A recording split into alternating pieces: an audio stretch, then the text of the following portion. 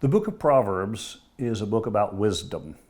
And if you will remember, the introduction to the book of Proverbs, 1 through 7, talks a lot about wisdom, and it's always accompanied with discipline. I want to remind you of that as we read the first part of Proverbs again. These are the Proverbs of Solomon, David's son, the king of Israel. Their purpose is to teach people wisdom and discipline, to help them understand the insights of the wise. Their purpose is to teach people to live disciplined and successful lives. And then down verse 7, fear of the Lord is the foundation of true knowledge, but fools despise wisdom and discipline. Notice how wisdom and discipline go together there.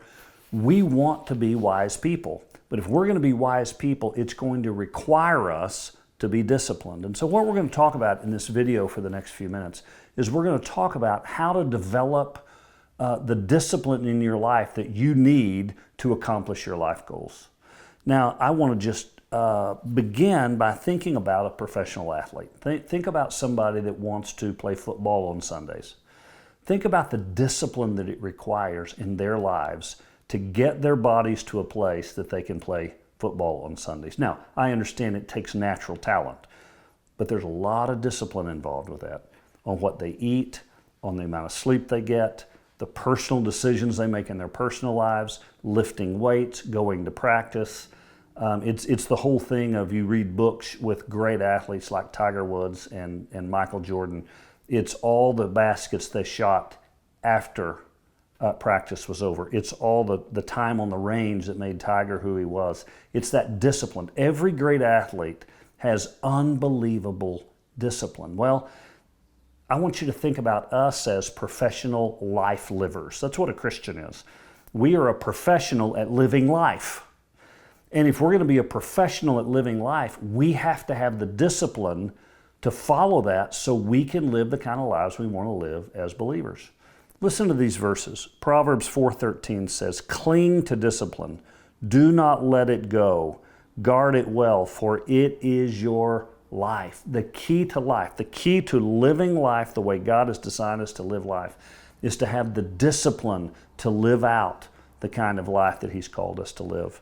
Then Proverbs 13:18, "He who ignores discipline comes to poverty and shame, but whoever heeds correction is honored." And so there's this tie in the Proverbs.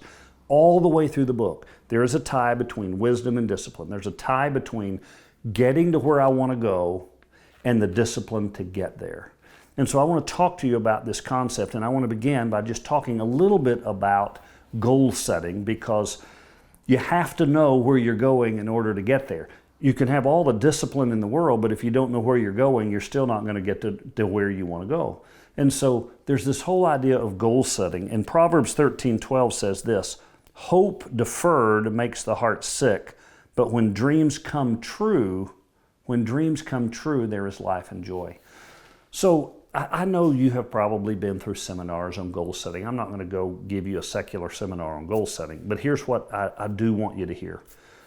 We naturally set goals. When you have a job, you probably have some goal setting in your job, where you want to get to. You want to get to middle management, then you want to get to upper management. If you're in a white-collar job, your boss has probably sat down with you and you have goals for your production. If you're in sales, you certainly have sales goals. And they teach you how to set those goals, right? And they talk about it needs to be specific, it needs to be measurable, all of those kinds of things. And goal setting is very, very important in that part of your life. We do the same thing with finances. Many people have a financial advisor. And the financial advisor will sit down and say, okay, when do you want to retire? Okay, I want to retire at 70. Okay, how much money do you want to have in the bank at retirement? I want to have $2 million in the bank. Okay, so $2 million by 70, you're 30 years old right now, so you need to save this much money per month, and you save this much money, and we're going to get this % interest averaged over time, and you'll end up meeting your goal.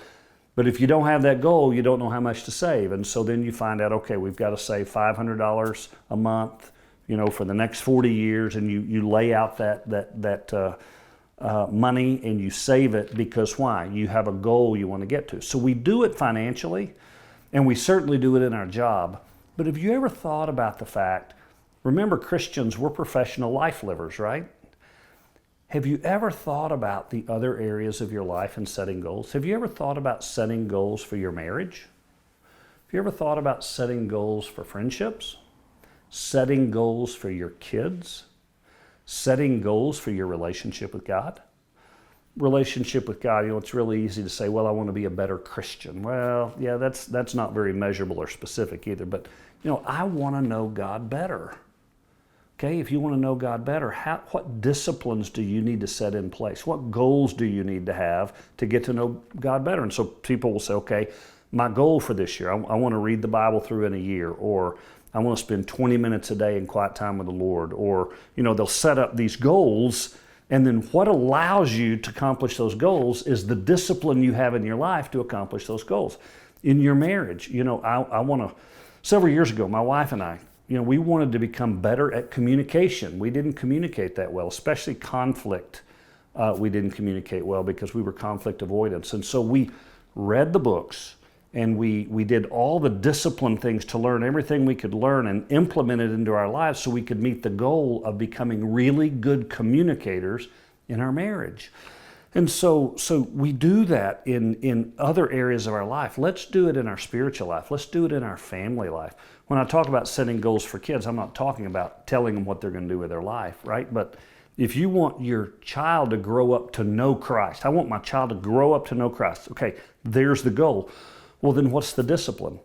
To have quiet time with them every day or every other day. To have spiritual conversations with them. To pray over them when they're 4 and when they're 10 and when they're 14 and when they're 18. You have a goal out there. I want my child to grow up to know Christ, right? And now you're going to have that discipline. So this is a lesson about discipline, but before you can even apply the discipline to get where you want to go in life, what do you have to do? Figure out where you want to go in life.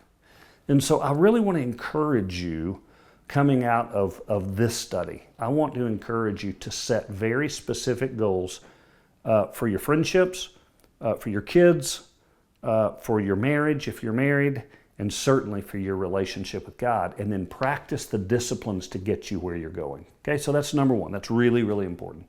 Number two is now what I want to do is lead you through a little process. There's just a couple of ideas that I want to give you about the discipline to accomplish your goals, because sometimes we just want to white knuckle it, and you know what, we're just going to jump in and we're just going to get it done. And once again, think about physical goals. You can jump into the gym and go, okay, I have a goal of looking this way, so I'm just going to run over to this weight machine and hit it a few times, and that weight machine and hit it a few times.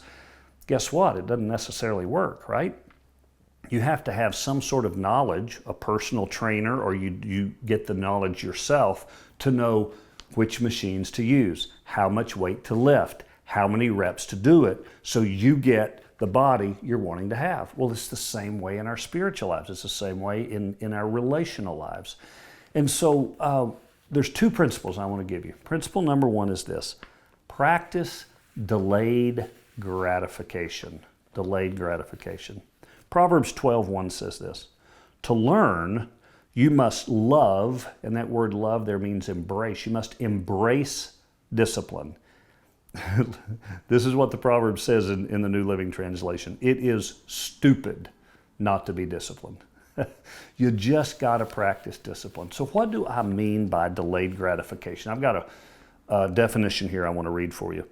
Delayed gratification is the process of scheduling the pain and pleasure in life. And when I'm talking pain, I'm not talking about the pain of losing a loved one or a pain from the circumstances in life. I'm just talking about those daily activities that are uncomfortable, that you don't want to do.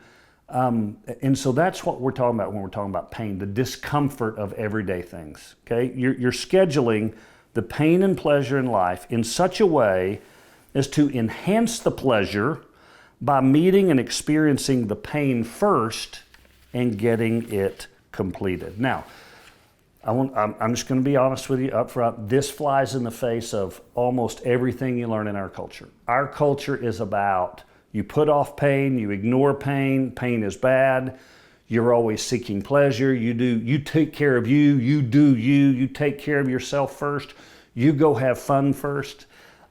this is an old idea from generations gone by, and it's bad and it doesn't work, and oh, this sounds terrible. Reality is, it is one of the keys to discipline.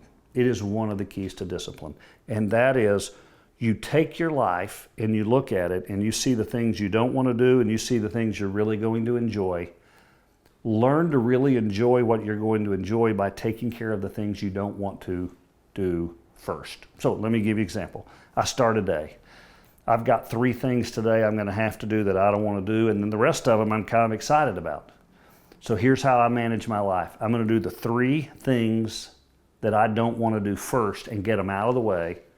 Then once they're done, I can do what? Fully embrace the rest of the day and the things I enjoy doing. So for example, let's say I have a really difficult phone call I have to make today. It's somebody that I have to talk to about a conversation that it's going to be hard. It's going to be hard for them. It's going to be hard for me. It's a difficult conversation. I'm a pastor. I talk about sin with people. Those things just happen every once in a while. Why would I want to put off that conversation till the end of the day and have it looming over in the back of my mind as I do everything else through the day? What do I want to do? Well, delayed gratification says I delay gratification, I delay it by doing what I don't want to do first. So I'm going to have that phone call first. I'm going to do the mundane filing kind of things first. I'm just going to get that stuff out of the way so that I can enjoy the rest of the day. When Alice and I were raising the kids, we had a pretty strict policy, and we did not give very many exceptions to this. And it was this: when you get home from school, it is homework first, chores second, then everything else you want to do from there.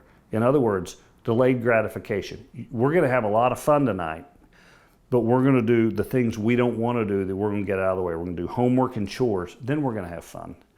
And so, the kids would come into school and the first thing they want to do is, oh, I'm tired, I just want to play video games for a while. Nope, that's not how we live our lives here.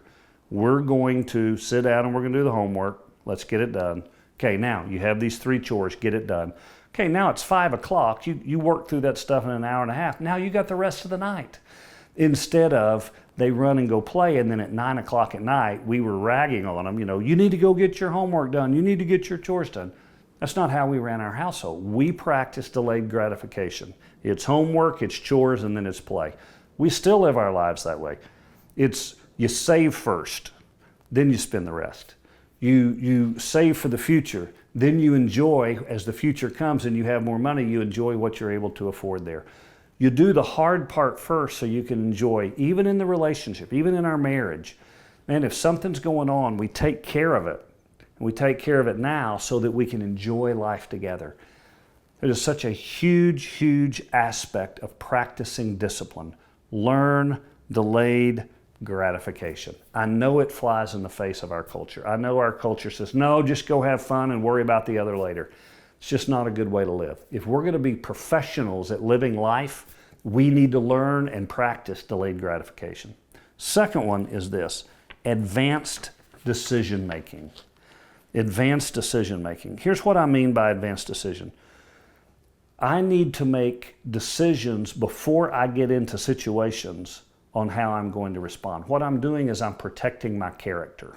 I'm protecting my character. So in other words, there are big issues that go on in life. There's going to be challenges. There's going to be satanic things that are going on around me, temptations that come upon me when I'm out in the world. And I need to know up front how I'm going to make decisions about those things. Do you know up front that you're not going to tell a lie when you're at work? Do you know up front that you're not going to spend but a certain amount of money? Do you know up front what your sexual values are before you go out on a date? Advanced decision making about my values.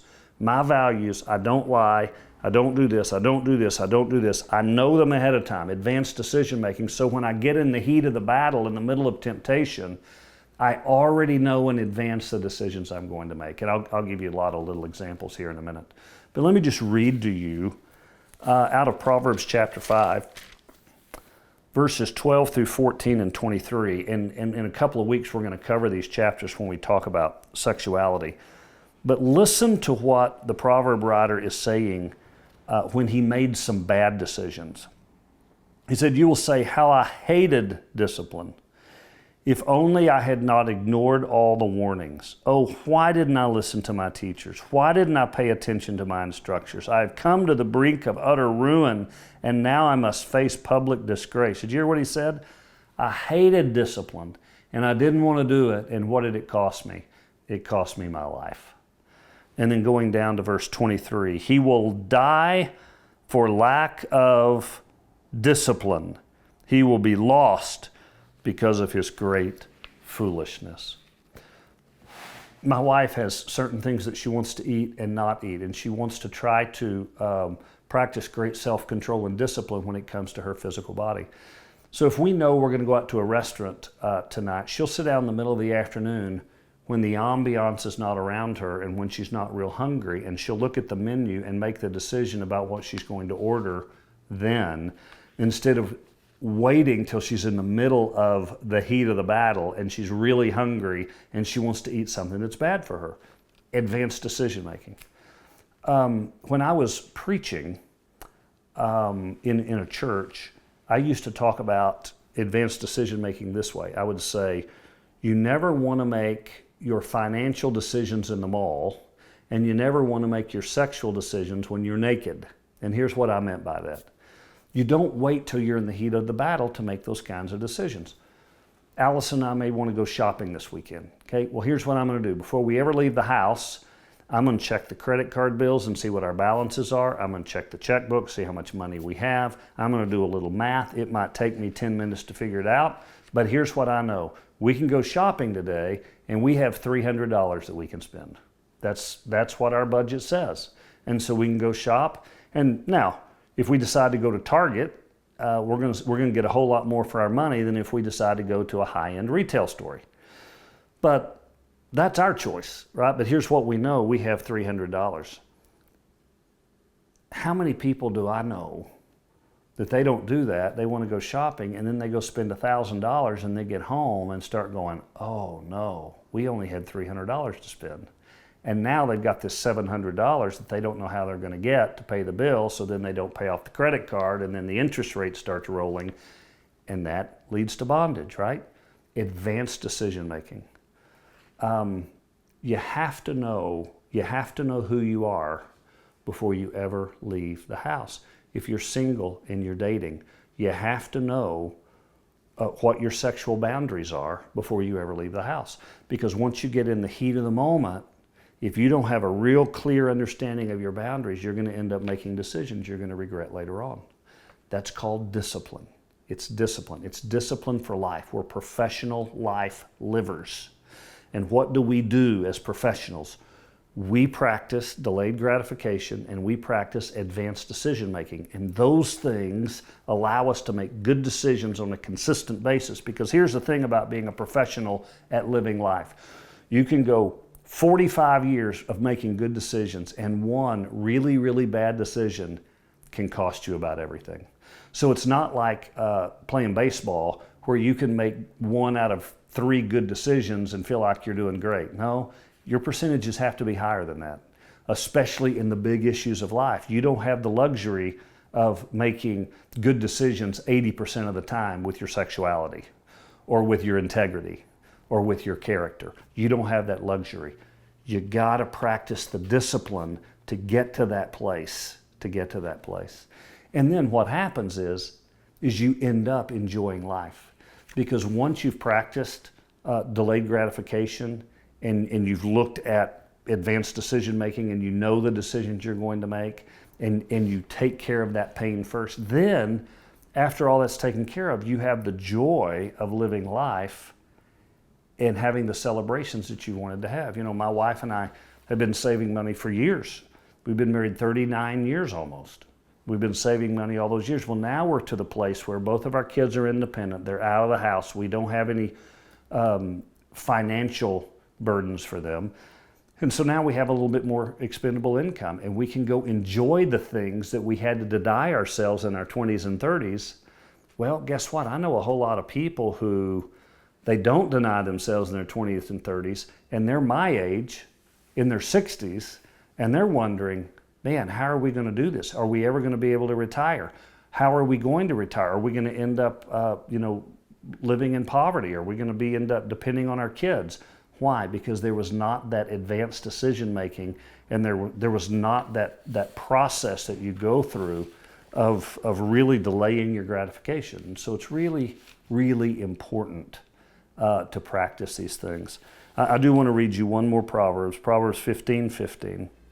For the happy heart, life is a continual feast. And you can really, when you manage your life to where the hard part comes first, and then the rest of it you get to live the joyous feast of a life, it really does provide great joy for you.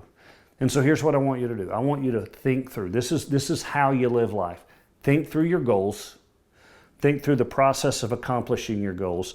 Think about the disciplines that you have to put in place to meet those goals, and then practice delayed gratification and advanced decision making to get there.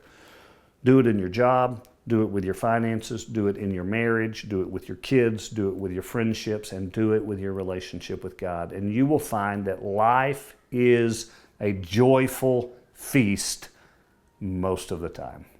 Let's pray.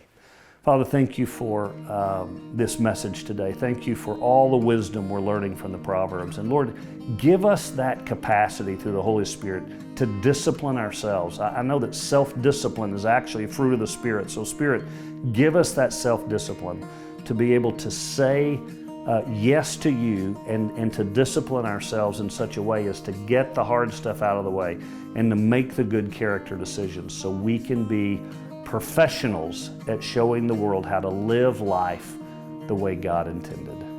In Jesus' name, amen. Thank you very much for watching today. God bless you. Hope you have a great day.